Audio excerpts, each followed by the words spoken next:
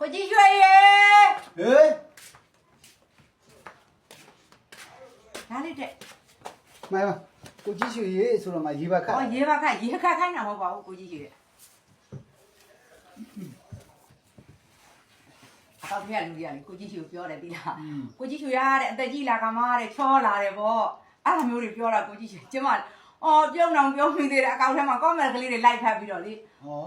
နင်းကချောတာလားအကောက်ထဲကလူတွေကချောတာလားအကောင့်ထဲကလူတွေကပြောတာကိုကြီးရွှေရတဲ့အသက်ကြီးကမှခံရောကြီးတဲ့ချောလာတယ်တဲ့အဲ့လိုပြောတာအမလေးကျမလေးအော်ကြည့်ပြီးတော့အော်အားလဲရတယ်ဝင်းလဲသားတယ်ပေါ့နော်ကိုကြီးရွှေကျမပြောစရာရှိလို့ပြောစမ်းဘာပြောမလဲ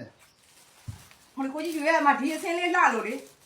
ကျမအဲ့ဒါဝဲလှခဲ့တယ်ကိုကြီးရွှေအဲ့ဒါလေးကျမပြမလို့ကျမနဲ့ဆိုရင်အဲ့ဒါလိုက်မလားမသိဘူးကိုကြီးရွှေမှတ်ကြည့်ပါအောင်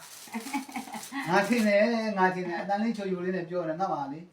ကင်းထိုးသလိုခံစားရတယ်မကြလိုက်လိုက်တော့ကိုကြီးရွှေကျမနဲ့ဆိုလိုက်တယ်မလားလိုက်ပါတယ်ဗျာလိုက်ပါတယ်အဲ့ကြောင့်မို့ကျမကိုကြီးရွှေဆိုရင်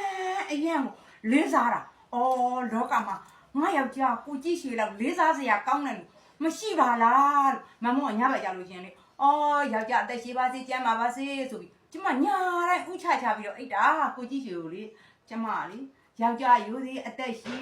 အော်အဲ့လိုအပြောလေးတွေအပြောကောင်းပြီးပြောလာပြီဆိုလို့ရှိရင်ကြီးရွှေမှလေခေါင်းကိုကင်းကြိုက်သလိုဖြစ်သွားညနေကျရင်ဒါလေးတော့အလိုက်မယ်လားကိုကြီးရွှေအပ်ပါဗျာဟာအမလေးတော်လိုက်တဲ့ယောက်ျားတော်လိုက်တဲ့ယောက်ျား